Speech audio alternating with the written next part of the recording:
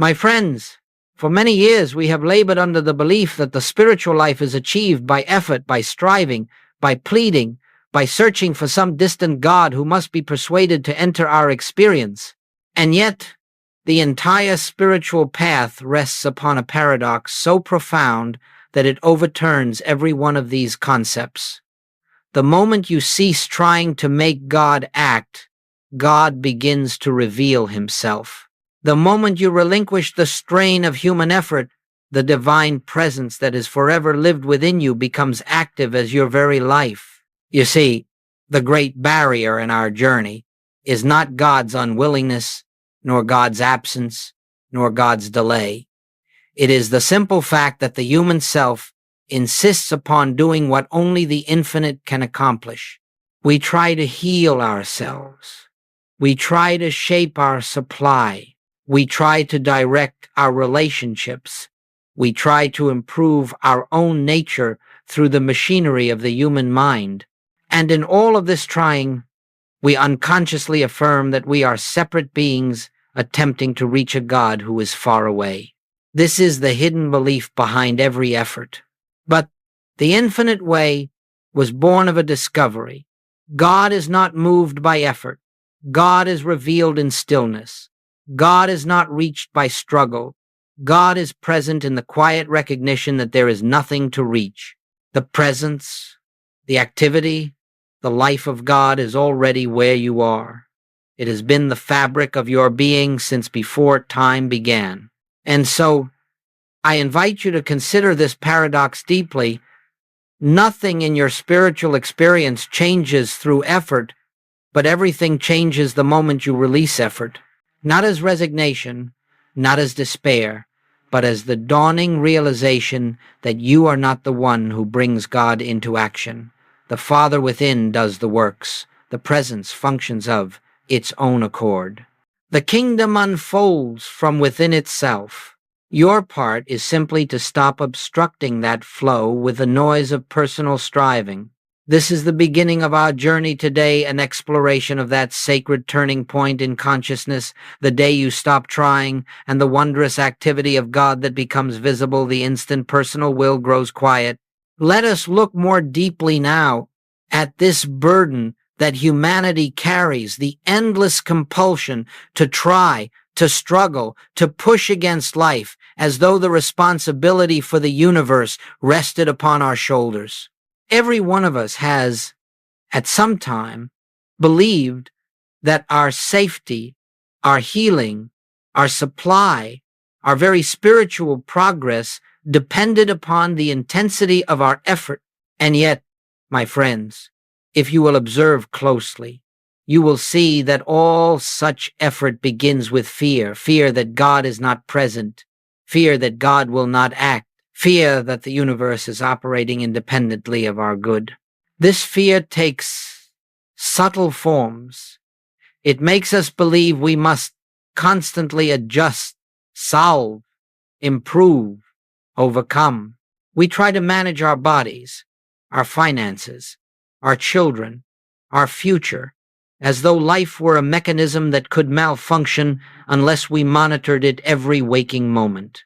And so the human being becomes weary, not because life is burdensome, but because the false sense of self imagines it must do everything. But hear this, the human mind has no capacity to bring forth harmony. The human will has no capacity to govern the activity of spirit.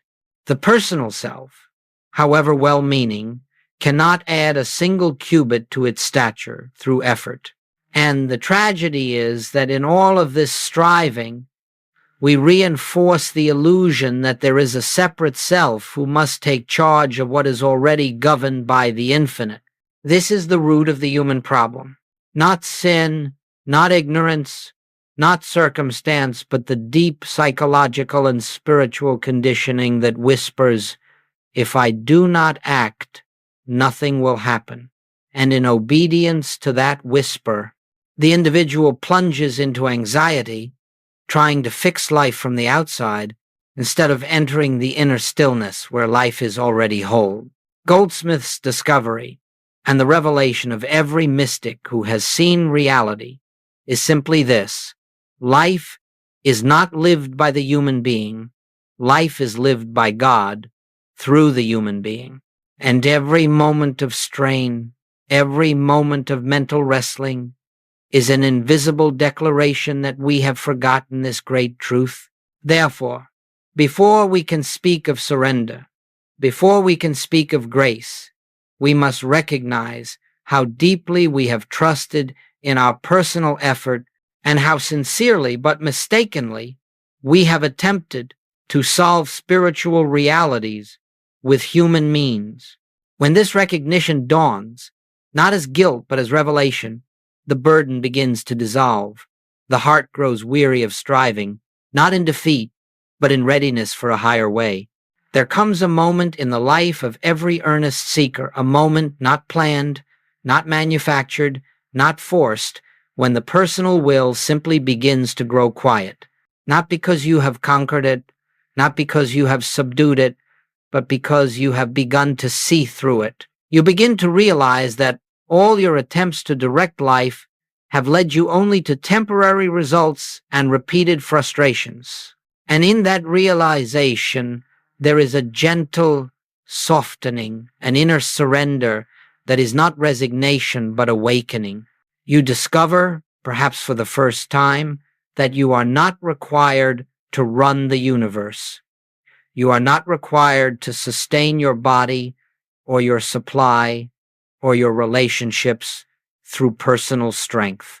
You begin to sense an unseen activity, a presence that has always been moving quietly beneath the surface of things, waiting only for your silence, your non-interference, your willingness to let it be what it is. This is the turning point, and it is never dramatic, it is never thunderous. It arrives as a stillness, a moment of recognition. I can of my own self do nothing. These were not the words of a helpless man, they were the words of one who saw that the human self has no power apart from the infinite. In that recognition, the personal will dissolves like a shadow in the presence of light. As the will grows quiet, a new form of awareness emerges. You begin to listen, not with your ears, but with your inner being. You sense that guidance is not something you create, it is something revealed. Harmony is not something you achieve, it is something already present. Healing is not something you produce, it is something that appears when obstruction is removed. This quieting is the beginning of grace, and you cannot force it, for forcing is the activity of the very will that must become still.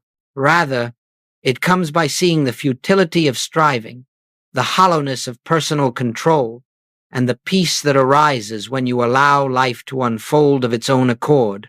It is at this point that a profound shift occurs. You stop trying to make God act, and you begin to recognize that God is already acting. You stop trying to generate spiritual experience, and you begin to recognize the presence that has never ceased to be the activity of your being. This turning point is the slender doorway through which the infinite enters your conscious awareness. When the personal will grows quiet, even for a moment, you find yourself entering a new atmosphere of consciousness, an inner chamber where the noise of the world does not penetrate and where the presence of God becomes a living reality. This is the sacred place of stillness that every mystic has spoken of, not as a metaphor, not as an ideal, but as an actual state of awareness in which the soul communes directly with the infinite. Understand this. True prayer is not thought. True prayer is not words. True prayer is not asking. The most powerful prayer you will ever know is the prayer in which you say nothing at all. It is the prayer of receptivity, the prayer of listening, the prayer in which the mind becomes a transparent instrument through which the spirit announces itself. You see, God does not speak in the language of human words. God speaks in a language of awareness, of inner knowing, of quiet unfolding. And you cannot hear that sacred language while the mind is busy pleading, affirming, visualizing, or attempting to direct the infinite according to its own desires. The human mind must become still, utterly still, before the activity of God can be felt. This inner chamber has been called many things: the secret place of the Most High, the closet, the deep silence, the Holy of Holies. But it is not a physical location.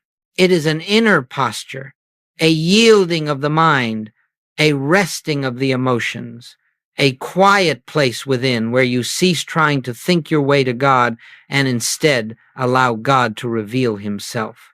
And the beauty of this silence is that it does not require hours of meditation. It requires only a moment in which you turn inward and recognize the presence is here. I need do nothing. That recognition opens the door. That recognition shifts the center of activity from the human to the divine. In this silence, you are not trying to change anything. You are not working on a problem. You are not seeking guidance. You are simply abiding in the awareness of God's presence. And in that abiding, something extraordinary happens. The divine activity begins to function without your thought, without your effort, without your direction. This is the secret of spiritual living. God is always speaking, always revealing, always unfolding. It is only the constant noise of human striving that prevents us from hearing. When you enter the silence, not as escape, but as receptivity, you will discover that the infinite has been conducting the harmony of your life long before you ever knew it. There comes in the life of every earnest seeker a day that is unlike any day before it. It may not arrive with fanfare, and it may not come in the way you expect, but it is a day marked by a profound inner shift. It is the day you stop trying, not because you have failed, and not because you have given up, but because something within you has awakened to a deeper truth. The Father within does the work. On that day, you discover that your efforts have never been the source of harmony. Your prayers, your methods, your affirmations, sincere though they were, never produced the action of God. They only reflected your desire to reach what was already present. And in that realization, something releases. The tension goes out of your mind. The strain leaves your heart. You stop attempting to manage life, and you begin to perceive that life is managing itself through you. This moment is grace. And grace is not something you call forth. It is something that becomes visible when obstruction is removed. Grace has always been the activity of your being. Grace has always been the intelligence guiding the universe. But as long as you believe you must make God act, you cannot witness what God is already doing. When trying ceases, fear begins to dissolve, because fear is always born from the belief that you must protect, sustain, or secure yourself. But when you realize that the infinite is the life of your being, fear has no foundation on which to stand. You feel a quiet certainty, a holy assurance that nothing real can be threatened and nothing true can be taken from you. In the moment of grace, you sense that God is not something you reach, but the very essence of your being revealing itself. You recognize that every breath, every heartbeat, every unfolding event is moving according to a harmony that does not originate in human thought, and you discover a new way of living. You stop directing and begin witnessing. You stop pleading and begin listening. You stop fearing and begin trusting. You stop working from the outside and begin resting in the inner presence that needs no assistance from you. This moment of grace does not come as the result of effort, but as the cessation of effort. When the noise of striving falls silent, the gentle voice of the infinite is heard. And in that hearing, everything changes, not because you have changed conditions, but because you have awakened to the one who governs them all. This is the day you stop trying. This is the day God becomes visible, not as a distant power to be persuaded, but as the living activity of your own consciousness. Now let us look at why effort, sincere, devoted, dedicated effort actually blocks the very grace we long to experience. This is one of the deepest revelations of the spiritual life, and until it is understood, a student can spend years circling the same mountains, wondering why prayers seem unanswered and why peace appears elusive. The reason is simple. Effort is always the activity of the separated self. Effort says, I must accomplish this. I must bring harmony. I must overcome this condition. And the moment you take that position, you have unknowingly placed yourself outside of the infinite, believing there is you on one side and God on the other. In that very belief lies the obstruction. You see, God is not something separate from you. God is the very substance of your being. God is the life, the intelligence, the activity of your consciousness. So when the personal self attempts to reach God, it is like a wave trying to reach the ocean. The very act of striving affirms a separation that never existed, and in that affirmation, grace is obscured, not withheld, but hidden behind the veil of your own self-effort. Goldsmith discovered a profound spiritual law.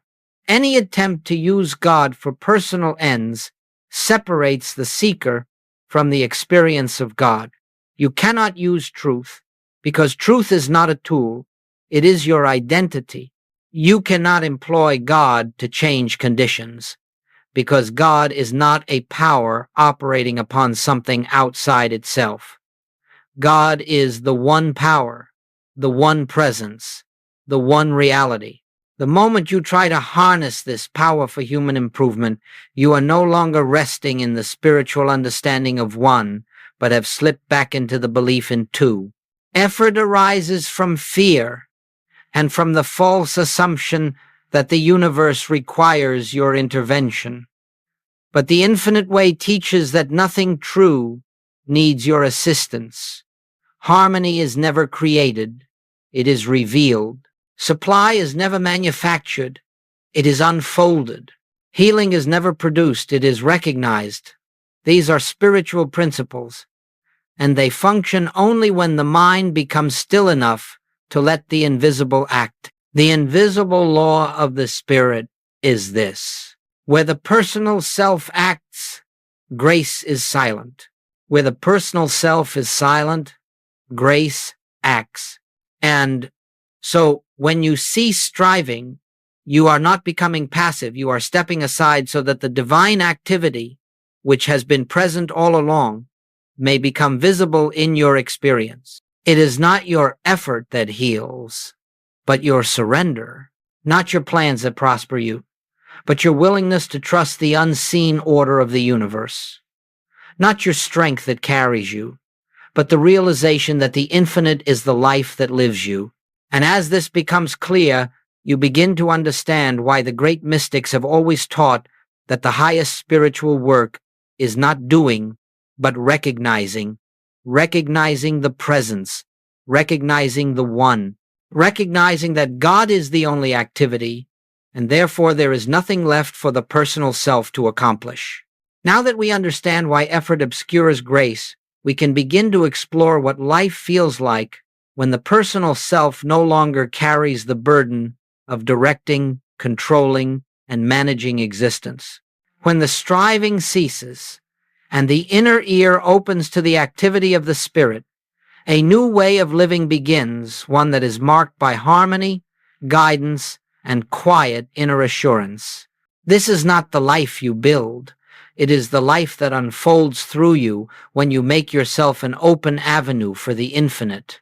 The first sign of this new way of life is that you begin to act from a center of peace rather than from fear. Decisions are no longer frantic reactions to circumstances. They arise gently from within, as though whispered by an intelligence deeper than your own. You find yourself responding to situations with clarity you did not cultivate, compassion you did not manufacture, wisdom you cannot claim as personal achievement. You recognize that something greater is living itself as you. Another sign is that problems lose their power to disturb you. This does not mean that appearances suddenly vanish, but your relationship to them changes completely. Instead of rushing into analysis, strategizing, or mental argument, you pause just long enough to remember that you are not a human being burdened with problems, but the transparency through which God expresses. In that pause, harmony begins to reveal itself without the slightest interference of personal thought. In this way of life, even the simplest moments become sacred. Washing a dish, speaking to a friend, answering an email, all of it becomes an opportunity to abide in the awareness that the infinite is the activity behind every gesture. You begin to sense that nothing is mundane and nothing is separate from the presence.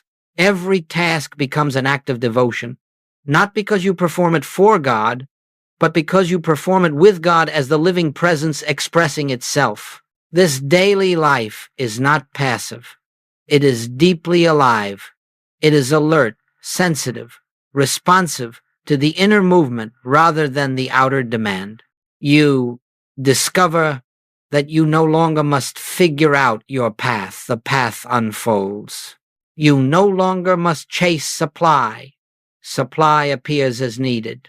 You no longer must manage relationships.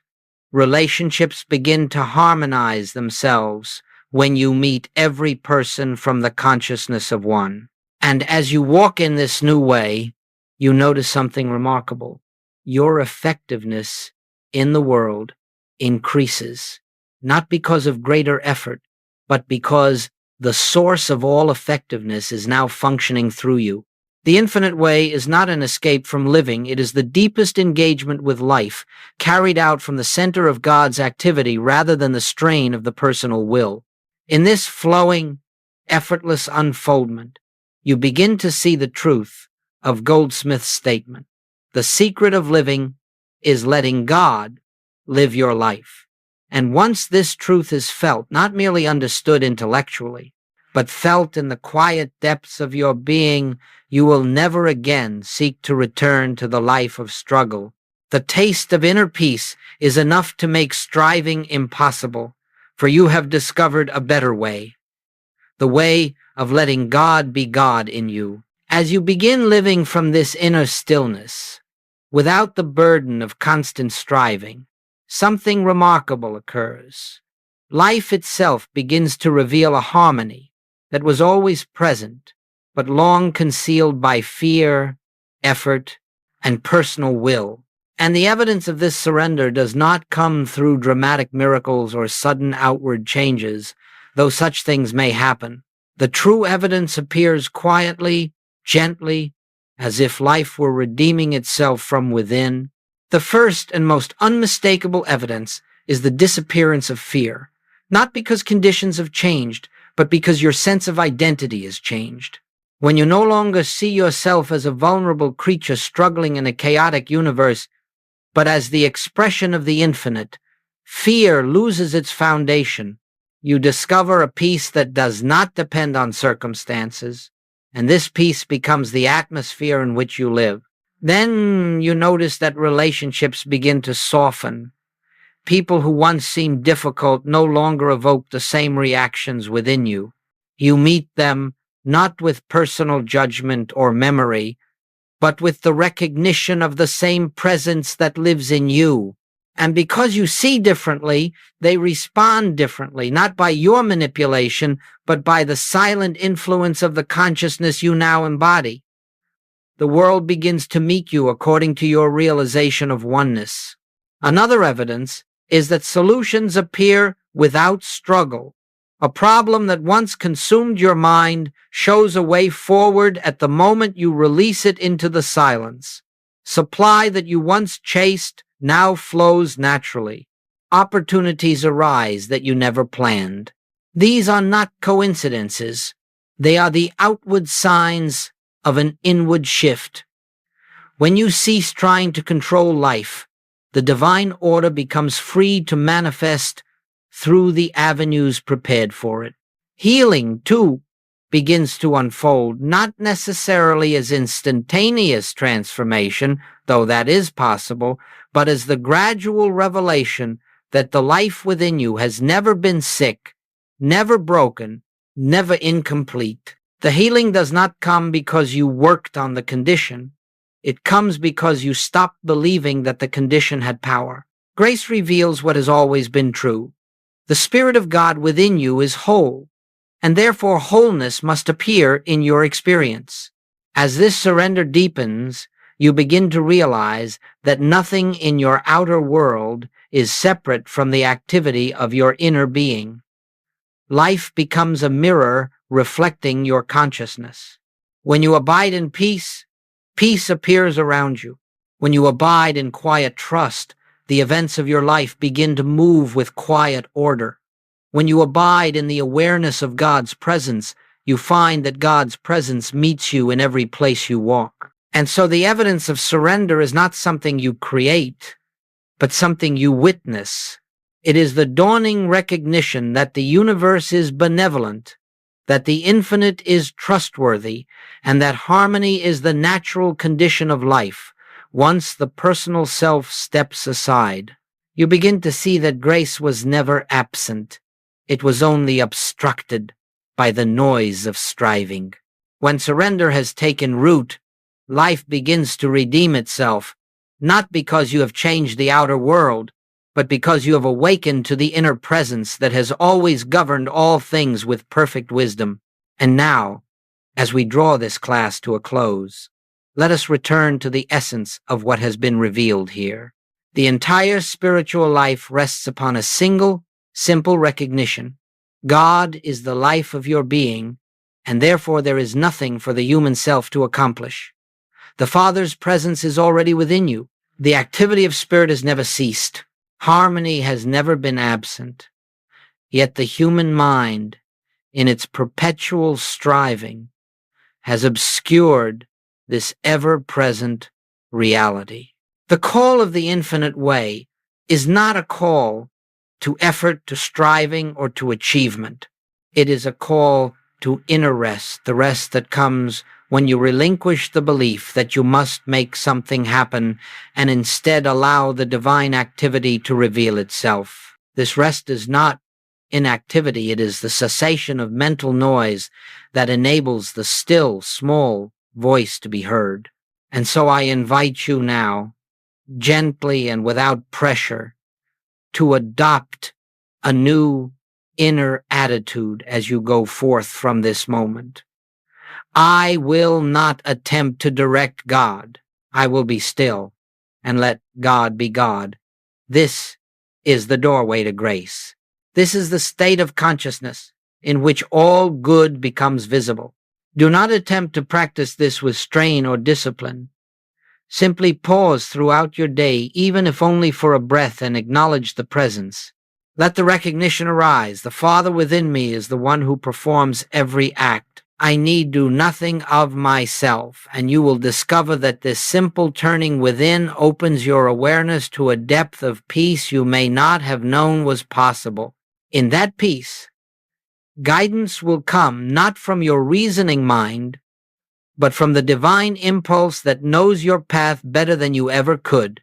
In that peace, solutions will unfold, not as the result of analysis, but as the natural activity of God. In that peace, you will discover your true identity, not a struggling mortal, but the transparency through which the infinite expresses its own perfection.